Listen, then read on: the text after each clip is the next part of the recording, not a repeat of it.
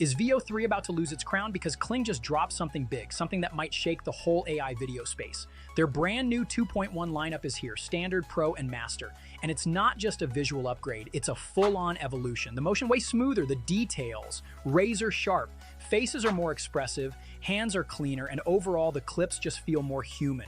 The Standard model gives you solid 720p for only 20 credits a clip. The Pro steps it up to 1080p at just 35 credits. Both are image to video only for now, but Kling confirmed that text to video is on the way soon. But here's where things really heat up.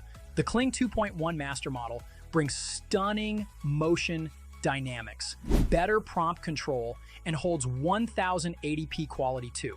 A 5-second clip costs just 100 credits, still way cheaper than VEO3, which starts at $125 a month.